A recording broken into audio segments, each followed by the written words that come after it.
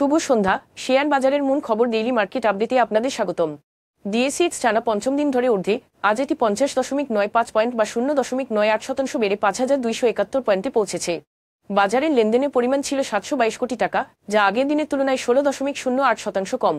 আজকে বাজার ঊর্ধ্বমুখী রাখতে মুখ্য ভূমিকা রেখেছে ফুড অ্যান্ড অ্যালাইড খাত থেকে ব্রিটিশ আমেরিকান টোবাকো, ফার্মাসিউটিক্যালস খাত থেকে স্কয়ার ফার্মা, বেক্সিমকো ফার্মা এবং রেনেডা, ইন্ডাস্ট্রিয়াল খাত থেকে ওয়ালটন হাইটেক ও বাংলাদেশ শিপিং কর্পোরেশন।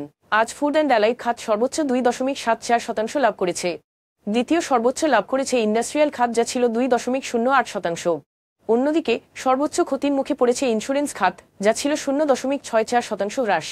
আজকে শীর্ষ 20 লাভজনক প্রতিষ্ঠানের মধ্যে 6টি ছিল ইন্ডাস্ট্রিয়াল কোম্পানি।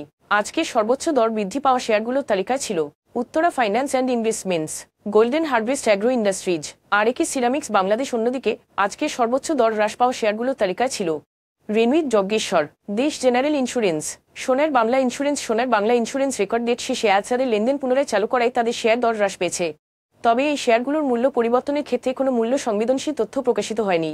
আজ express insurance, Dulamia cotton spinning mills ও আরএকে সিরামিক্স বাংলাদেশের লেনদেন গত 3 মাসের গড় লেনদেনের তুলনায় উল্লেখযোগ্যভাবে বেড়েছে।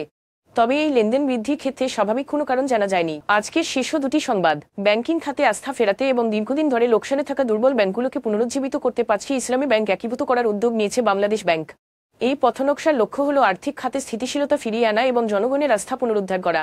এই উদ্যোগের আওতায় 5টি আর্থিকভাবে দুর্বল ইসলামী ব্যাংক একীভূত করার পরিকল্পনা রয়েছে, যার জন্য প্রাথমিকভাবে সরকার 15,000 কোটি থেকে 20,000 কোটি টাকা পুনর্মূলধনের পরিকল্পনা করছে। এই একীভূতকরণের মাধ্যমে একটি শক্তিশালী ইসলামী ব্যাংক গঠনের লক্ষ্য রাখা হয়েছে।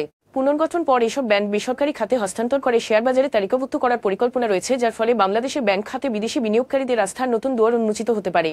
বাংলাদেশ ব্যাংকের তথ্য অনুযায়ী 2024-25 অর্থবছরে মূলধনী যন্ত্রপাতির আমদানি আগের বছরের তুলনায় 25% হ্রাস পেয়ে 1.74 বিলিয়ন মার্কিন ডলারে নেমে এসেছে।